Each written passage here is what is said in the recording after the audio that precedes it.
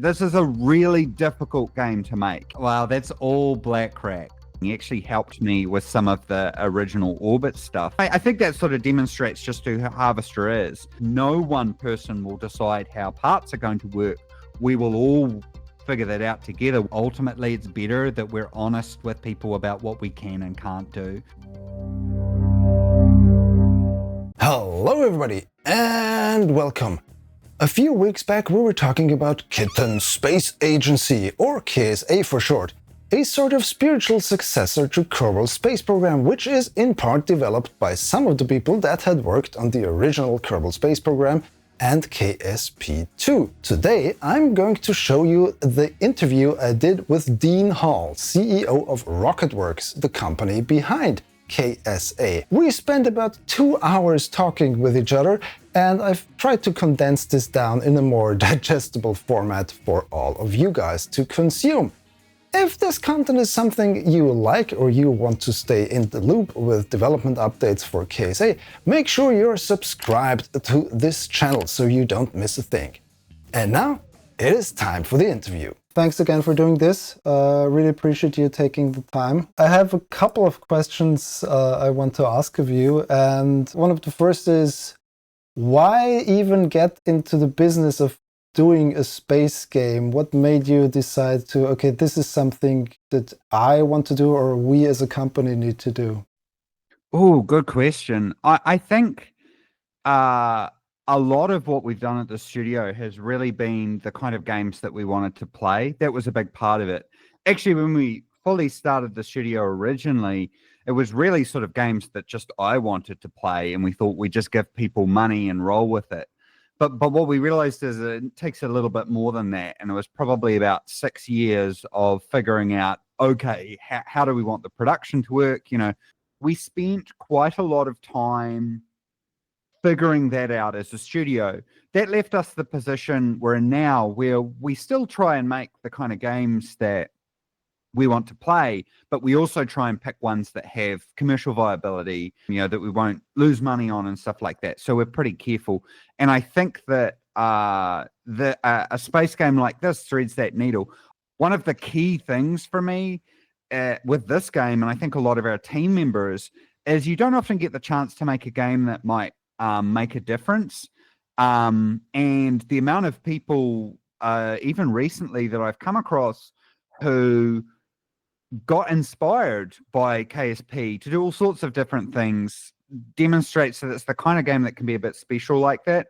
So that's something that I'm pretty passionate about, and a lot of our team members are, in terms of, you know, we want to try and get the game for free into schools and stuff like that. So I think this is one of those rare games where if we do a good job, maybe there's a chance that someone who maybe is the first person to land on another world could have been, even in a small part, inspired by what we do. So I guess from what you just told me that you have played KSP a lot back in the day. I have played it a lot. Actually, I think late one night, a weekend or two ago, I was actually posting a whole bunch of pictures of my vessels in the KSP subreddit. Yeah, I have a lot of hours. I think I started playing Kerbal Space Program even before I started working on DayZ. I think on my my old YouTube, there's I made this thing called the Component Space Shuttle. So I made one of the early mods for KSP, actually.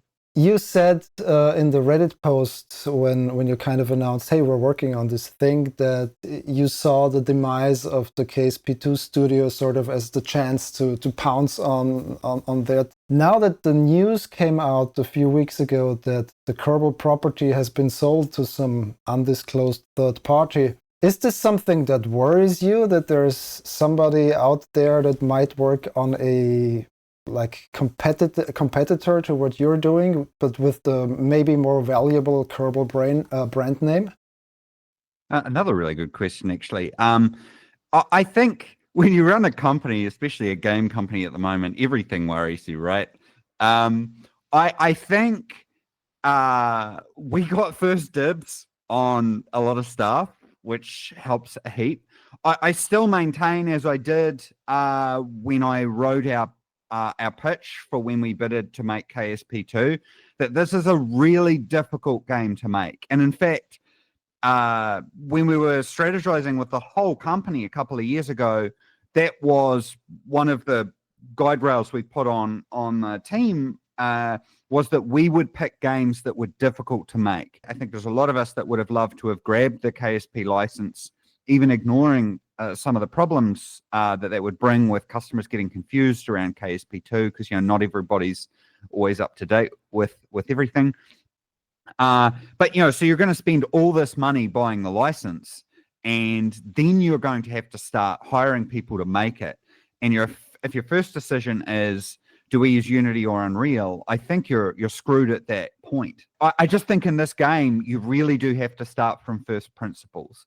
And I think that would be exceptionally challenging for anybody to do. We were lucky in that 2 years ago, 3 years ago nearly now, we started looking at building our own framework to make these kinds of games. You mean that a framework called Brutal? Is that like an acronym, or did you just come up with the name after you found out how difficult it is to do it? Yeah, I named it. I'm proud of that, actually.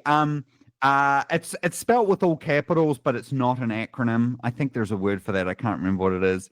And yes, it's named very deliberately because it is difficult to use. I think probably a better way to describe it is it requires very deliberate use, maybe rather than difficult. In a normal game engine, if you want to draw something, you can get started pretty quickly. Sorry, I should say a modern game engine. You have a thing called a scene, and you drag an object into the scene, and that thing will just get drawn. That's not the case in Brutal. There is no game scene. You can't just drag an object somewhere and have it drawn. If you want to draw something, you have to write up a buffer. You have to tell the GPU, this is the buffer I'm going to use, and then these are the shaders I'm going to use with it. And so that requires you to be very deliberate. Some of the people that are working on KSA now, for instance, Jamie Layton, who is also known as JPL Repo, and Gassin Lamar, also known as Blackrock, they had worked on KSP1 and KSP2. Did they have a difficult time at first wrapping their heads around this new way of developing things, since they both came sort of out of the Unity corner with KSP?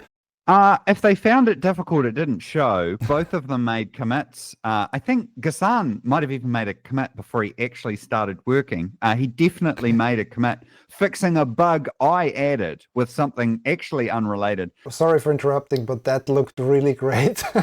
Yeah, it does. Wow, that's all Blackrock. That's all Black. So he's currently working on the approach that Unreal uses for its atmospheric scattering. Once he's done with that, he's looking at clouds. It requires throwing away some preconceived notions in a good way. Again, you start to get, if you've used the same tool to do something again and again, you start to get colored by that tool. Early on, it was a matter of saying to both of them, hey, you're free of those limitations. There's going to be problems. There's going to be issues, but they're going to be new issues. So I think that was some of the early focus.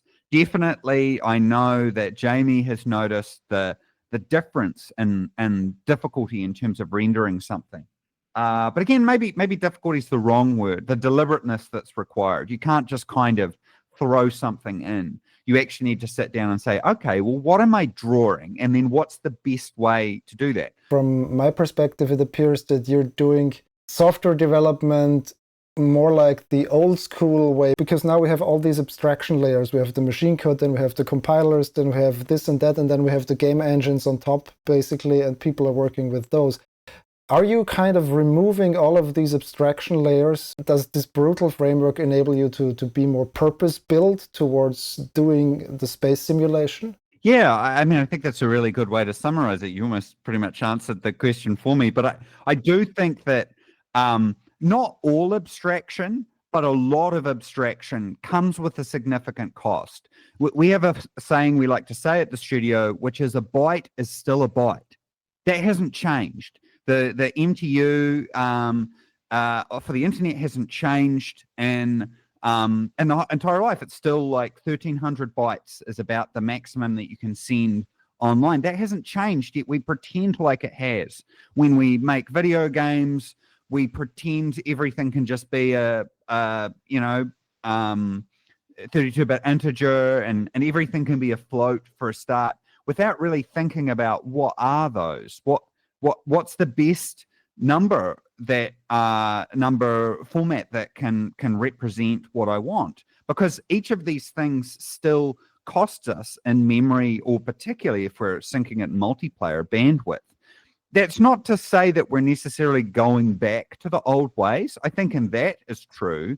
But KSA, so Brutal, also allows us to utilize a lot of really new cutting edge technologies. We just upgraded Brutal, I think, to the latest C#, for example, whereas Unity is very far behind in that. We encountered a lot of abstraction problems developing Icarus with Unreal. Yeah, I think your point around removing those abstractions, or at least testing those abstractions, are they helping us by being given a renderer and the game engine just drawing things? Is that actually helping us, or is it actually better that we sit down and write out and say, okay, this is what we're trying to draw.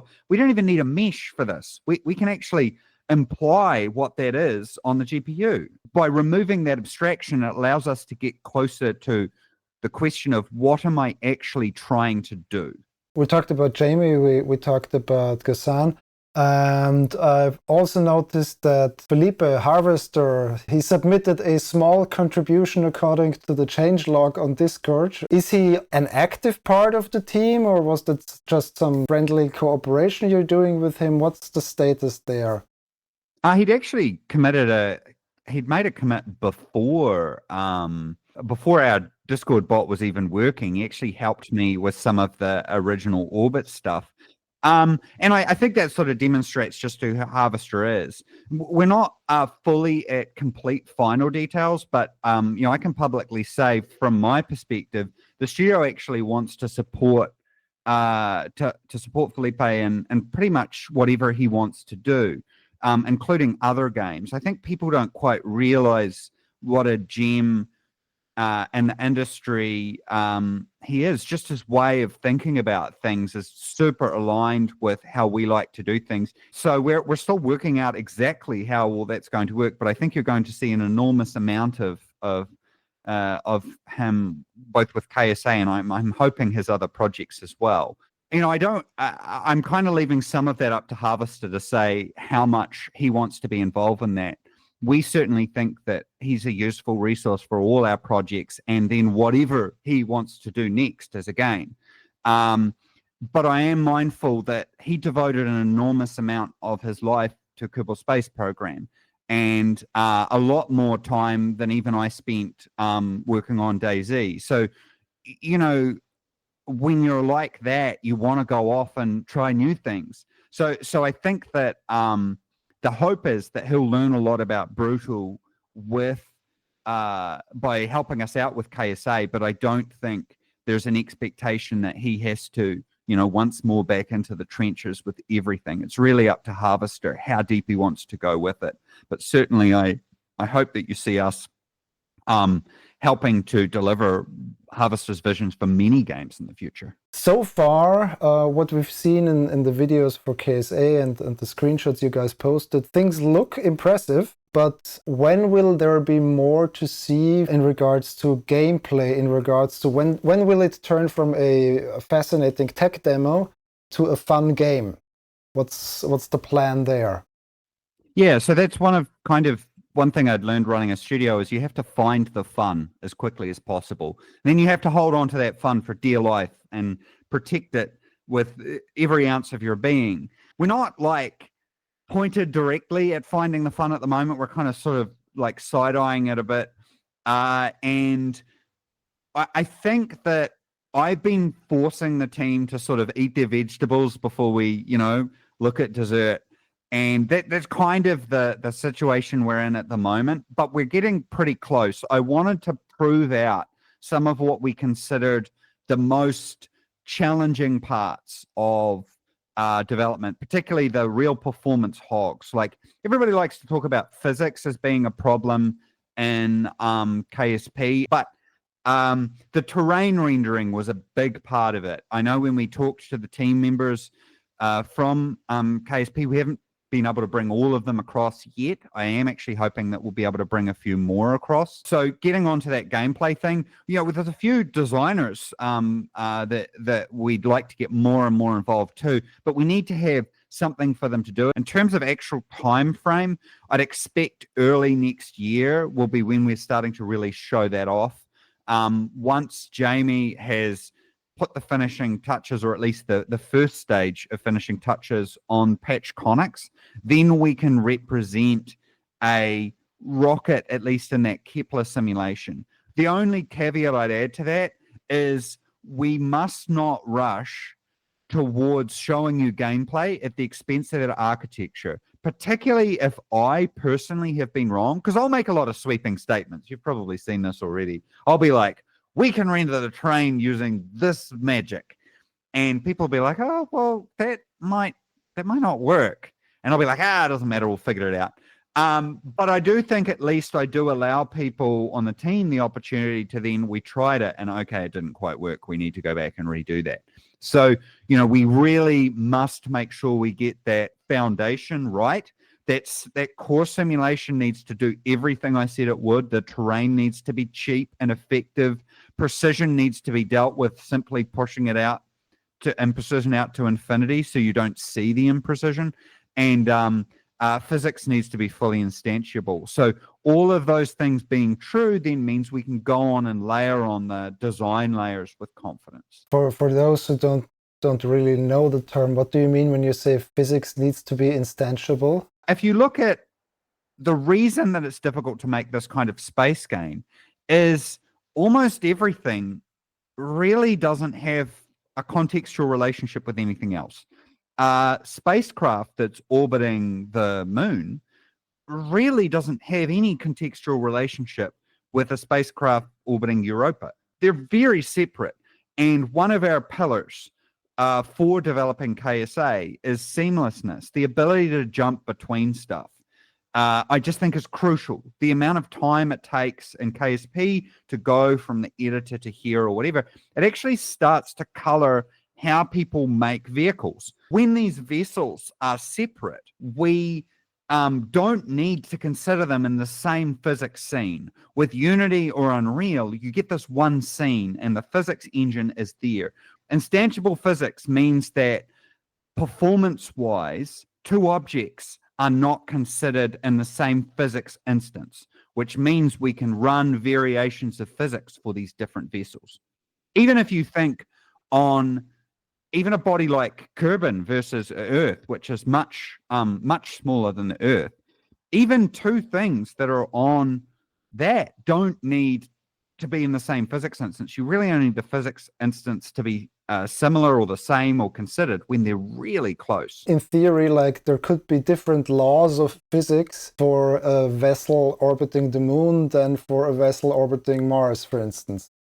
I love that you use the term laws because I think about it exactly like that. I hope this is getting too carried away, but that idea of how flight software runs in aviation, they have their different laws for how it's going to run depending on what information is available to it. So if you've lost a few sensors, they'll degrade the laws. It's actually been the source of a few aircraft accidents.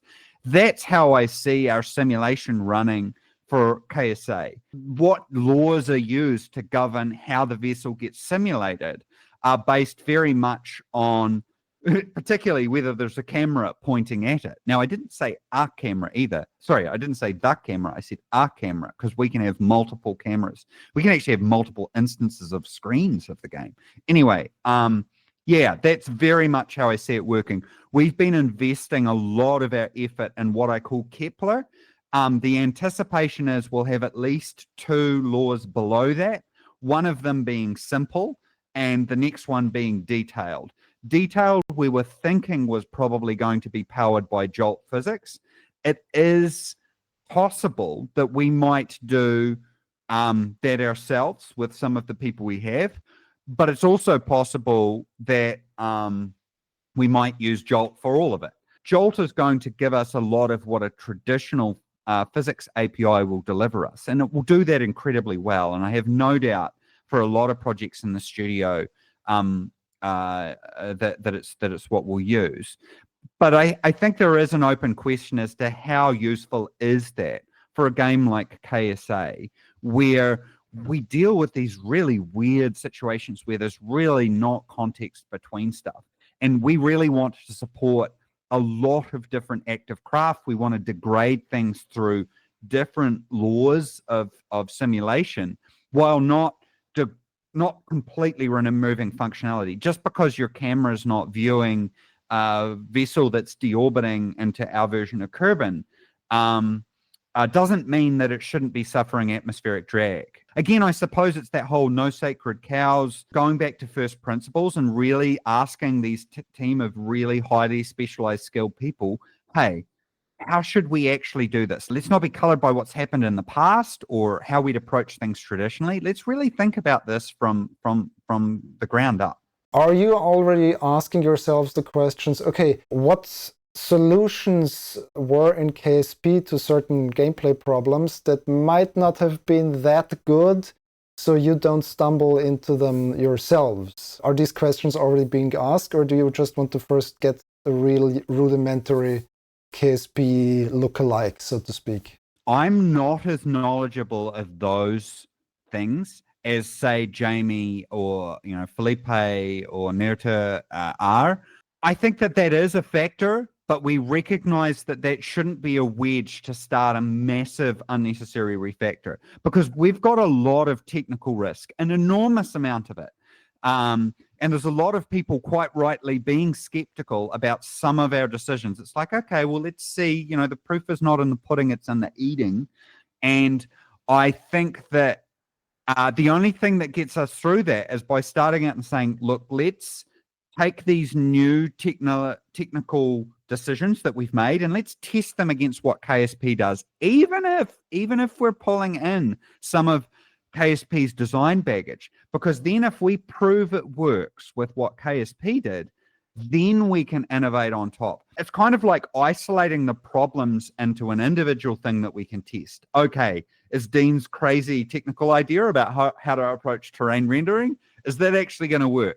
When the answer is yes, then we can say, okay, but it's a bit garbage in these ways, so we can fix that there. KSA means Kitten Space Agency. A significant portion of my commenters were like, yeah, no cats, please, or I really don't get that kitten idea. Can you say a little bit about what made you decide to go with kittens and whether or not they're here to stay in the final product?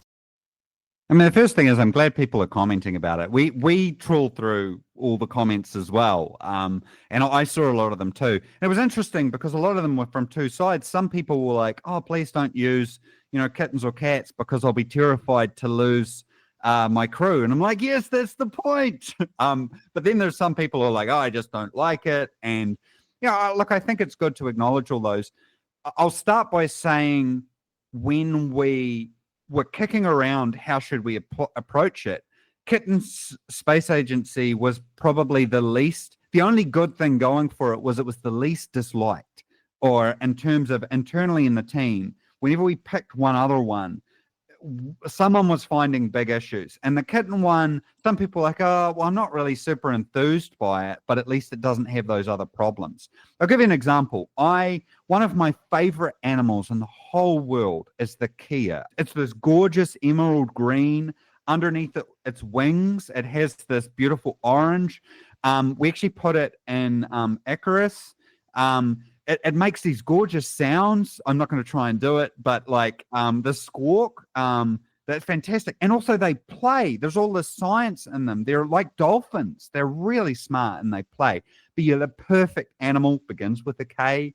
The problem is very difficult in some ways to render and particularly to animate. Gamers underestimate sometimes how difficult it is to go out of the box and come up with something new and then make it work with everything else. From both an animation and a rendering perspective, like if we want to do the feathers, there is techniques to do that, but we would have to do that. That's another technical hurdle to pile on. Look, there are some other ideas around it, and we're going to concept a few things up.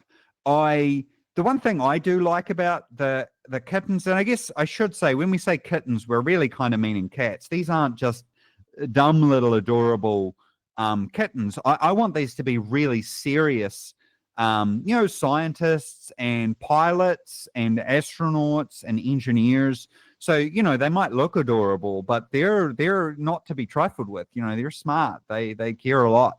I maybe would prefer that they were humanoid, but I do really, really want this project to be in schools. I want it to be in schools for free, where any kid anywhere in the whole world can play the game and discover that joy. And actually, that's the second pillar. I said the first pillar is seamlessness. The second 100% confirmed pillar is wonder. Remember that first time you got to orbit in KSP? Do you remember your first time getting to orbit? Yeah. And you hear that music, and you feel a little bit scared at the same time as happy. You're scared because you want to get back down. I'm getting literally getting goosebumps at the moment. And it reminds me of mountaineering, because I do a bunch of mountaineering. Getting to the top and you're both happy, but you're also scared. And I want the game to have that. And I guess it's possible that kittens might help with that. But, look, we'll talk a lot, and we'll check people's comments out on this video. We'll check that. We read them, not just you.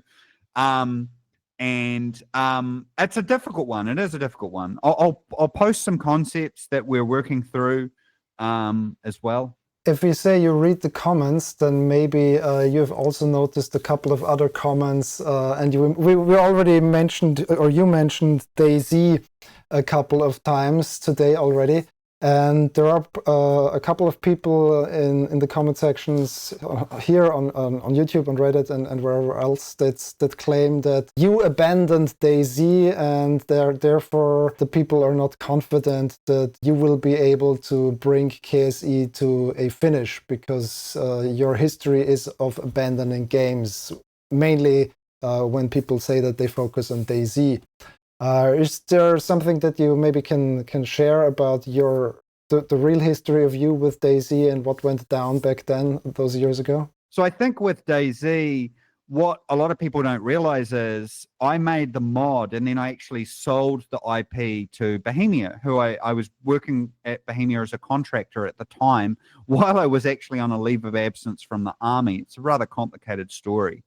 So I sold it to Bohemia, and I agreed to work with them for a couple of years.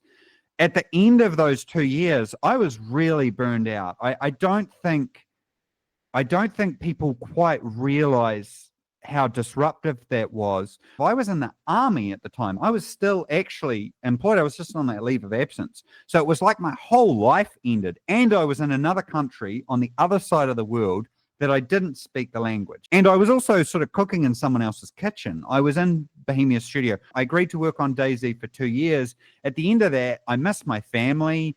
I'd had this goal of trying to run my own game studio, and I also felt like I was pulling Bohemia apart at its seams. I wanted to go in this direction with how I wanted to develop, but they were going in this direction. We went from having 3 people to working on DayZ to having 50, and I'm reporting to the CEO in this company. I was just burned out. I needed to not do that for a while. I think even the community saw that. I think actually some of the people who were probably upset at me for leaving were the same people who were annoyed at some of the decisions I was making. I made a few bad decisions, I think. And a bad decision at that level can affect the game for decades. I went back recently and played DayZ Frostline quite extensively. I think I probably put 300 hours into it. And some of the problems I experienced when I played it, I realized were my mistakes, that even given all that time with all that skill, the team weren't able to change. Those were my bad decisions. So I needed to go off into the wilderness and discover myself, I guess. if that makes sense. You want the games to be free in schools. And I think you also said the really first early access or beta versions of KSA are going to be free for everybody. But at some point you will want to earn money with it, right? So what's the plan there to stay out of the red as a company? Look, if I could just make games and not worry about money, I would so do that. Part of me would like to figure out, and maybe there's a way for me to figure out how to make KSA completely free. That would be kind of cool if I could figure that out. But I ultimately, the product being paid for makes it a lot easier for us to invest in making that game and making other games like it. But it's not there's a non-zero chance I can figure out a way to do it. So, watch this space. I think that the idea of the early versions of it being free, I think there's a lot of people that are quite rightly skeptical, that are burned out on what happened with KSP2. I think it's important to recognize that making games is really difficult. So, and we've hired people from KSP2. So it's not necessarily that we're bad people or doing bad work on those games. Games are really difficult. How many people from original KSP or KSP2 are currently working on KSA, and how big is the team in general right now? I think we only have 4 confirmed at the moment, but I think it's important to recognize several things. One, Brutal is new. It's a new way to make games, and we didn't entirely know what the problems we were going to count with it. And I think a lot of game projects can get a bit screwed over when they pile people onto it. So, for example, there's not a lot that an artist can do at the moment because we need our parts, we need our parts architecture. Parts architecture is probably one of the most important things. In fact, a lot of the people we're bringing on, they want to work on it. And I'm like, no one person will decide how parts are going to work. We will all figure that out together. We'll get the enterprise team's advice. We'll consider its memory impact. We'll consider its modability. All of that becomes critically important. We're probably going to end up looking with a really core technical team of about 12.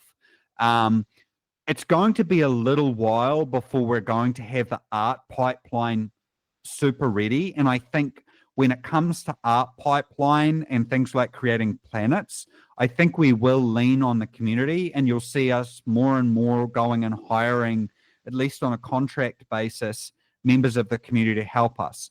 Before that, internally, we are trying to make our own planets as well, but I think that's more so that we prove out the process. I still think you can't beat some of the experience the community has. Each person you add increases the cost of the project. You're in a small indie studio. How long until the money runs out? Yeah, it's a really good question. It's something that we ask a lot. I also have a belief that a pilot should always know the condition of the aircraft they're about to get into. We've been pretty lucky that we managed to turn Icarus around from a rocky launch. It actually sells pretty well and it reviews very well. Broadly, I think last year was the first year we made a technical profit. I think it was, it was a very small amount, but we essentially broke even. And that was while investing heavily in research development. I think when we do the free version, we might give people options to support the project then. Whatever those options would be discussed with the community well in advance. I think that's a better point for us to talk about how can we shore up the finances. Look, if we had extra millions of dollars sitting around, I would hire more people, no doubt about it. But that might not necessarily be the best thing either. But I would definitely jump at that opportunity for sure. So it's definitely a risk, but I think we try and turn that into a blessing as well. It tries to keep us focused. To continue with financing, I read that in 2016 you got a financing round by Tencent, the Chinese investing company. Are they still investing in Rocketwerkz? And is there any sort of controlling interest, or is all the decision making left up to you? All the decisions are mine. One of the reasons that Icarus came out a bit undercooked, we were spending $1 million a month at the height of development for Icarus. And We were having problems. The multiplayer wasn't working for a little while. We were having memory issues. We were having stutters with Unreal, and we couldn't find out why. And it took us a while. And so, as we were heading into our launch date, I had arranged for us to get a Steam takeover, which was a very big deal, and some other things. And I knew that we would either need to delay, if we delayed the launch, we would need additional money. And the only way I could get that would be selling more shares. And I want to have controlling share of the company because I don't want the company to pay dividends. There's a lot of games I want to make, and I'm 43. I don't know that there's not a lot of time left really compared to the amount of games that I want to make. I'd have to make a game every 3 months to make all the games that I've got listed down. So to me, the more money I get, the more money I just want to spend making games and getting better people. And to do that, I needed the controlling share of the company. So I said I wasn't going to take on any more investment money, and that I would rather the company crashed and burned and I start again than do that. And that's still very much my philosophy now. Oh, we have a console input. Will that be accessible for everyone? Oh, 100%. Yep. I insisted that every game that gets made using Brutal needs to have this console. At least for our studio, I wanted us to have a consistent way of doing it. So those are all the commands that are loaded there now. It's very easy for people to add new commands. These should all be available for modders, content creators, all of it. I just think it's super important. Basically, modders can add their own console commands for people to control certain aspects of what they added to the game. Exactly. Yep. And particularly to help them with debugging. So like I think I can go materials. Yeah. So we only have those two materials because again, not everything actually has a material. We're using the same detailed textures at the moment. But that's really useful for a modder to say, oh, did my material load properly and stuff like that. What you're demonstrating right now is the seamlessness, the first pillar, as you called it. On that, actually, what I'll do is I'll go to the moon.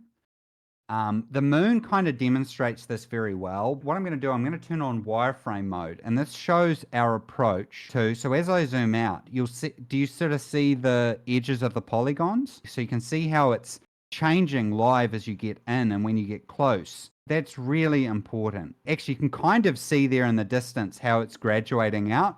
That shows off that what's called spherical billboarding, which is really key to the performance we've got. If I turn off the billboarding, now it's not going to face me. And we can see as we go back how it's actually choosing different ways of making a sphere where it's starting to concentrate the detail and closer. So I've turned off the billboarding so it won't be facing the camera, but it'll actually be live swapping out. So you don't have any vehicles in the game yet, or do you? No. Jamie actually uses comets, so you can alter the orbit of a comet. I don't actually have it turned on in my build at the moment. He's added a way for us to be able to essentially alter the orbit of comets because we consider those dynamic objects, so they can alter their orbits. At the moment, what we can put on rails, we do. So you can see kind of my mouse point goes above there. I think I have to turn something on specially that will let me alter the orbit. But basically, Jamie's got it in that you can add a maneuver node there and then alter the for comets. Yeah, and we don't want to just shove models in for the sake of it. When we do that, we want it to be on the basis of the parts and, our whole part system and stuff like that. Will the first early access version that you talked about, will this already have parts? Absolutely. Parts is what we're working on next. The problem is if we start working on parts while Jamie's still fixing stuff up, the maths from that can become a problem.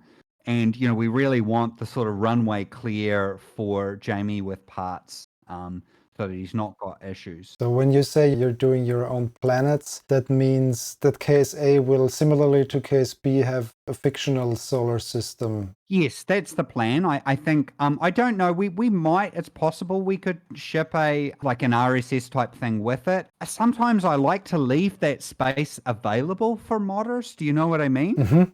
It's kind of like with Kerbal OS. I like to think that we'll put a script automation tool in, but we'll try and make it such that you can really easily load different mods in to get your own version of them. You said Interstellar is definitely something that's coming. We already discussed that you're familiar with developing multiplayer games. So KSA is going to be a multiplayer game. Yes, actually, so multiplayer is not something that bothers me too much, mostly because the multiplayer approach we want to use for KSA is we take this relatively old API called RackNet, and we actually use that already on Stationeers. So that's product tested. Some people, when they heard that KSP2 is going to have multiplayer, they were not sure, okay, what for? As you alluded to earlier, find where the fun is. What might be a way to have fun in multiplayer KSA? We're very interested in the co-op side of it. So I think that'll be a bit where it's focused, not necessarily building the same vessel, but maybe sort of almost that competitive, like you're both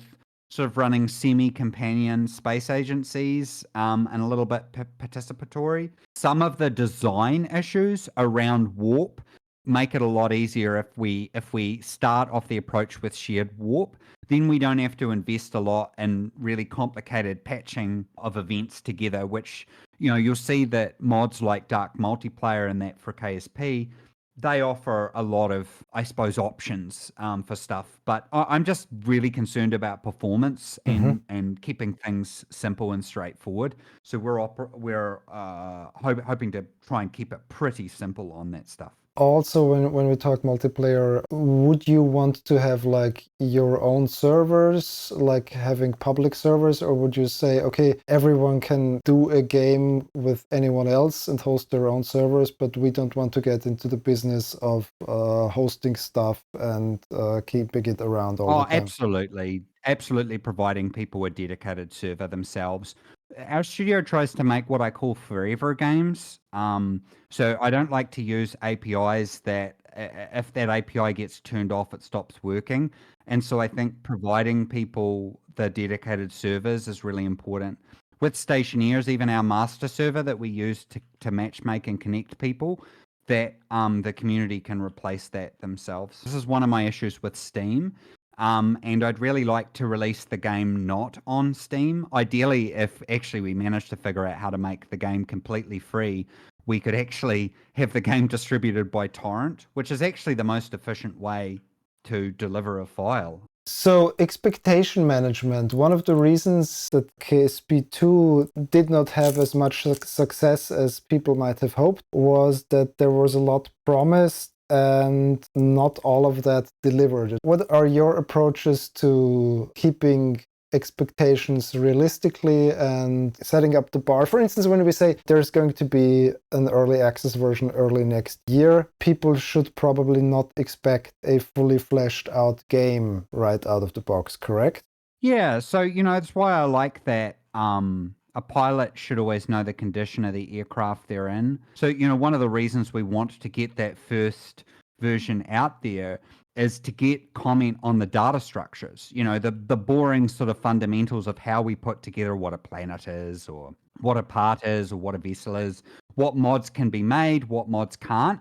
You know, get this in the hands of people like Ballistic Fox and stuff like that, so that they can actually just confirm, hey, is the approaches that we've taken correct? So, you know, even if I'm a bit wrong about some of the things that we've said, then we've got it early enough that we can adjust it. So I think in terms of expectation management, really a lot of it is just about leveling with people about the issues we're facing. We've done this for a long time with Stationeers. We'll tend to say, no, we're not going to do this or we're not going to do that. Sometimes we'll actually be wrong and we'll end up doing it. So I think that that's a key part of expectation management, being honest when we can't or won't do something. That can be frustrating as a customer, but I think ultimately it's better that we're honest with people about what we can and can't do. Or if we say we're going to do something, and it turns out we can't, then we just tell people why and go through that. I have one final question to you. You mentioned earlier, since you're the CEO, the decisions remain with you. From my experience, it's very important to have somebody who tells you no. Who tells you no, and why do you listen to them? Life's pretty good at telling me no sometimes. I try not to make too many decisions just unilaterally. I do really try and look for consensus. We do steering groups for all our projects, including KSA, every week, where we really try and go through what we're doing, where we're heading towards, any adjustments we need to make, things that are working, things that aren't working. That's a very big one, I suppose, that we look at in terms of the no. I like to be guided by the data. The data is something that I really like to try and be guided by. That tells you a lot about things. Yeah, and I think our staff say no to me a lot. That's good.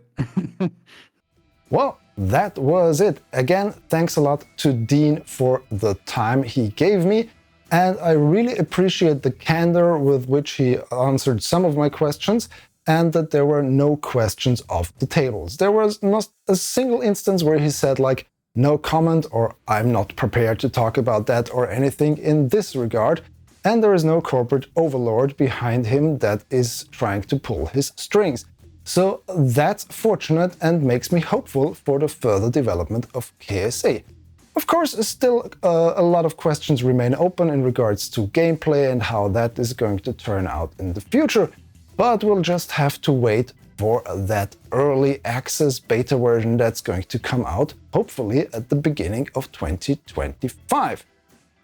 As I said in the beginning, if this type of content is to your liking, please make sure you subscribe to this channel and leave a like. And if you really enjoy what I do here on YouTube, maybe head over on Patreon or become a YouTube member. And if you go for one of the higher tiers, your name will show up here, like all of these wonderful fine folks. Thank you so much for your support. Me personally, I'm very interested in how they're going to solve the parts and vehicle creation side of things of KSA, because I'm really eager to find out what kind of monsters I'm going to create. If you enjoyed this video, please subscribe to my channel for more and follow me on my social thingies. The links are in the description. Thanks for watching. Goodbye.